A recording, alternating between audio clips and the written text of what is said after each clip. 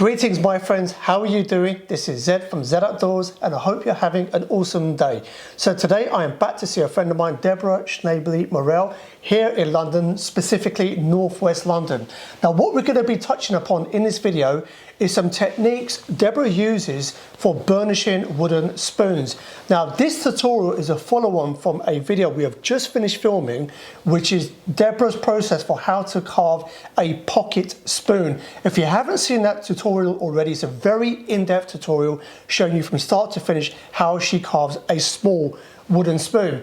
Now what I'm going to do, I'm going to put a link to that below in the description should you want to check that out. Now what we're going to talk about in this video is a spin-off from one of the processes in that, which is burnishing, which is basically getting a smoother finish. Now if you're not familiar with what the process entails and the effect you get, you're going to see that shortly. So Deborah, with your permission, shall we get started? Let's get started. Awesome stuff. So guys, I hope you enjoy the rest of this tutorial.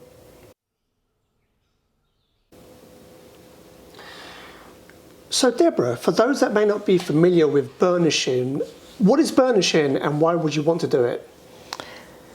Burnishing is really pushing the fibres of the wood down so that the wood becomes smoother. And, you know, spoon carvers don't use sandpaper.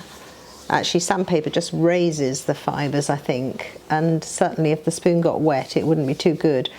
So, not everybody does it. I quite like the kind of patina that it gives a spoon. So when you burnish and then you add oil on top, it gives it a sort of added patina. And it's sort of miraculous in a way. You think you've only used a knife and a pebble on this spoon, and look how incredibly smooth and comfortable it is in the mouth. I mean, I think that's the other thing. It's quite comfortable to have a burnished spoon in your mouth because it is really smooth. And so with the burnishing, at what process of the spoon carving process itself would you now decide to burnish the spoon? Well, it's right at the end. It's after you've done your finishing cuts. And the spoon should be fairly dry. I mean, I'm wondering whether it's a good idea to do it when it's completely bone dry. It's a little bit, on some woods that dry really, really hard, it's hard to burnish because you can't sort of move the fibres at all. So it's a sort of bit of a critical point at which stage you do it, really. So I usually do it a day or so after well, sometimes I don't, actually. Sometimes I leave them, but, you know, if I was a bit more organised, and I would probably do it a day or two after I'd finished the spoon. So to actually burnish a spoon, what do you need? Well, you can use all sorts of things. I mean, some people use deer antlers. I'd quite like to get my hands on some deer antlers. I have asked around. And, or a porcelain burnisher, those are quite popular. But I just picked up a pebble, or a couple of pebbles, that have been turned in the sea, so they're smooth. So the pebbles I use come from Aldborough Beach, and I think one comes from a river in Switzerland.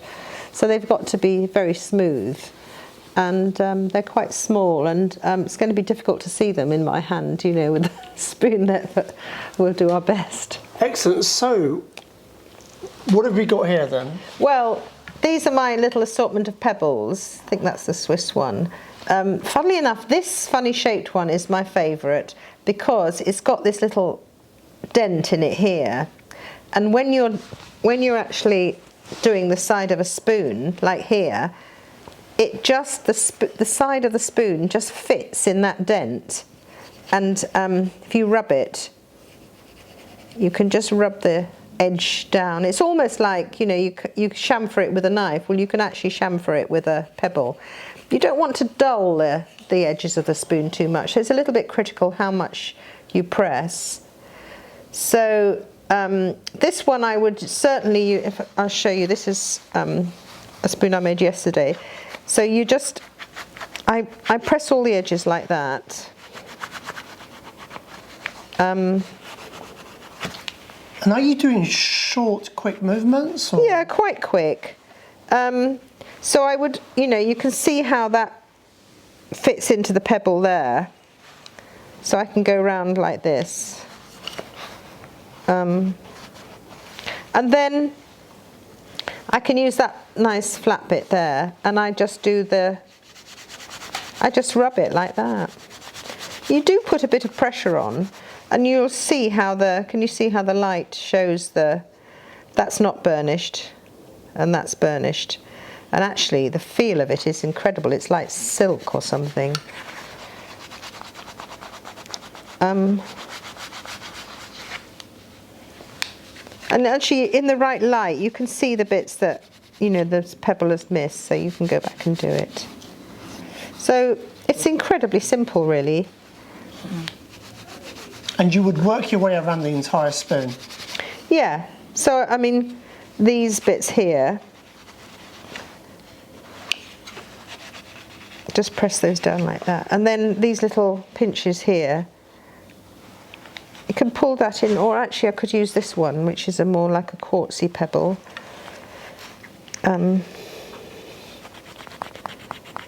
You see, it's almost the same shape. Look at that, it's a brilliant fit.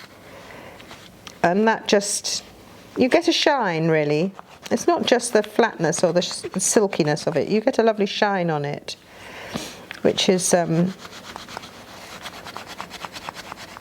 then you might use a bigger pebble like this one for the bowl.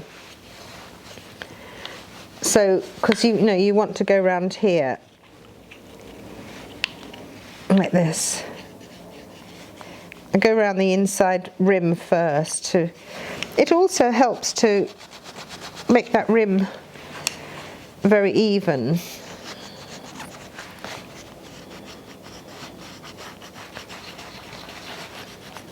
See what I mean about not seeing the pebble? But you can actually see, now this is a hardwood because it's peach, and so when it's a hardwood you do have to press a bit harder. So it's beginning to, I mean, particularly see it here, the lovely shine on it. I mean, for instance, this one is a plum spoon which has been burnished and oiled, but this is some time ago. So that's the kind of finish I'm aiming for, and it's a kind of, it almost looks like it's been touched so much, it's got that patina. This one here I've just started doing. This is damson, and it hasn't been oiled, so the colour will really kind of pop out when it's... So you can see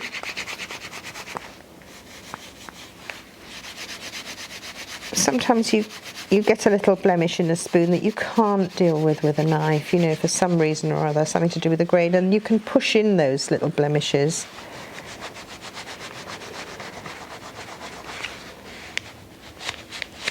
And it's really good to, sharp corners are not nice, sharp edges, so it's quite nice to do this with my special pebble. I don't know if I do when I lost that one.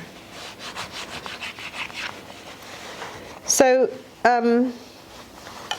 so those are hardwoods, those are both fruit woods. This one is beech, which is lovely to burnish. I mean, that's done a little while ago, and beech is just a fabulous wood, and it's nice to burnish.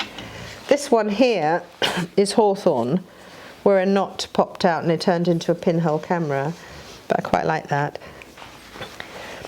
It's that will take the pebble really, really nicely, and it almost turns into ivory. And it's just that you can show off another quality in the wood, you know. It's a bit like an old sculpture in a church or something, you know, that's been touched by hands for hundreds of years. And I don't know if you can, does that pick up in the camera, the light shining on it? It's just beautiful. I mean, you wouldn't be, I don't know if you could identify the wood when it gets to this stage. Hawthorn is another wood that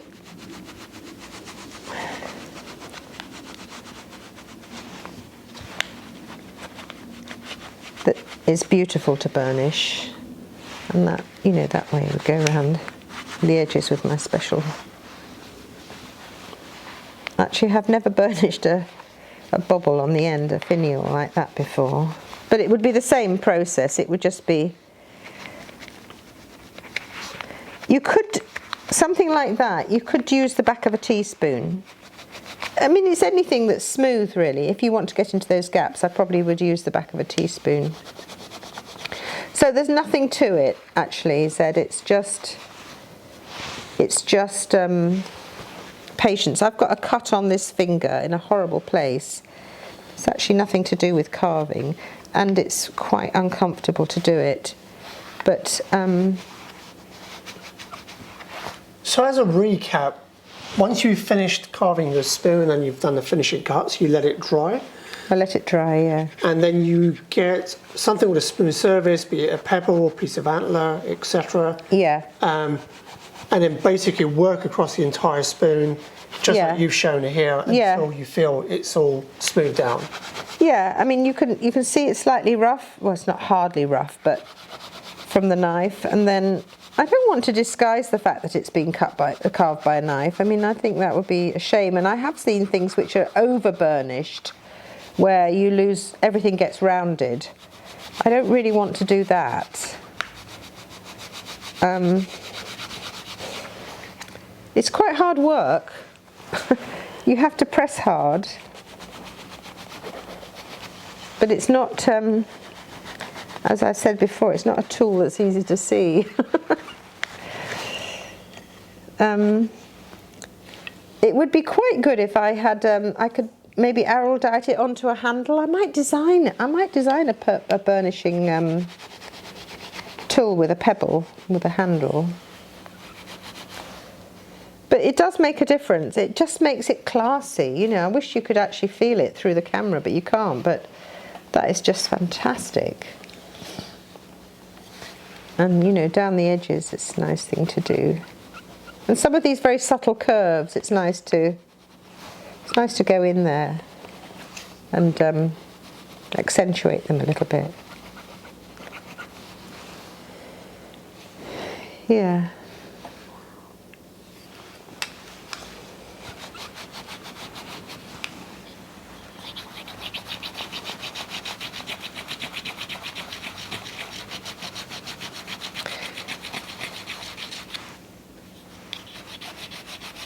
It's quite laborious, and it takes a long time. You need to have a good bit of light so you can see the bits that have been missed.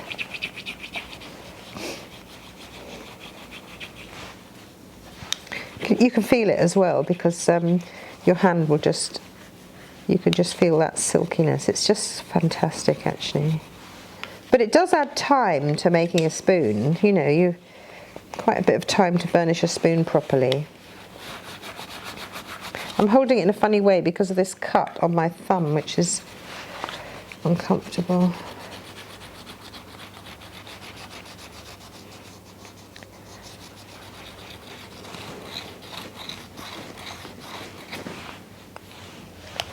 Yeah, now this spoon was carved a few weeks ago, so it's pretty hard, and it's pretty hard burnishing it as well.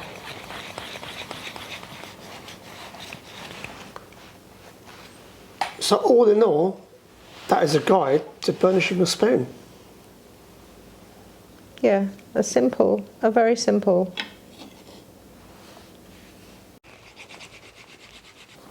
So there you have it, my friends. That is a wrap for this tutorial. Deborah, thank you so much. Pleasure. Once again. So as I mentioned at the beginning of this video, this is a follow-on tutorial from a video I filmed just earlier today with Deborah, where she showed from start to finish how to carve a pocket spoon. So I'll put a link below to that if you haven't seen that already. Also, I've mentioned that about a year ago from today, we formed a tutorial with Deborah on how to carve a standard eating spoon. So once again, a link to that also put down below. A couple of other links I'll be putting down below are to Deborah's Instagram, where you can follow her work, see what she gets up to on a day-to-day basis. It's also a great way of keeping in touch with her. And the other link I will put there is to her Etsy store, where she puts the spoons up available that are for sale. They typically don't hang around long. She carves some really beautiful work. They're very in demand. But however, we'll put a link to that. Obviously, it's something that you should be checking back to time and time again, but she's always adding some beautiful spoons. She's quite a prolific carver. A spoon a day. A spoon a day. And she's got this mountain of spoons. I had to hike over it. I had to get my mountain gear on. Hike over a spoon. I don't know what to do with them all, really, because some of them I won't put on Etsy. I have thought about just putting them around the neighbourhood on garden walls and things. Bless. You know, just people can have them because, you know, if I'm not 100% pleased with a spoon, I don't really want to put it up. Excellent. No. That sounds like a great idea. I know a few guys actually do that, a few spoon carvers. Yeah, I think they do, yeah. Yeah. A friend of mine out in the US especially, so he lives near the Appalachian Trail, and he's always leaving I spoons think I've seen, dotted around. I don't like the idea of burning them. You know, people do that. I don't really like that. Yeah. So guys, hope you enjoyed this tutorial. Deborah, I really do appreciate your time once again. Oh, it's fun, yeah. Links to everything that I mentioned down below. If you have any questions or queries, do let me know also. And on that note, I hope whatever you're doing, you have a blessed day, a blessed week ahead. From Deborah and myself, Zed Outdoors, peace out. Peace out.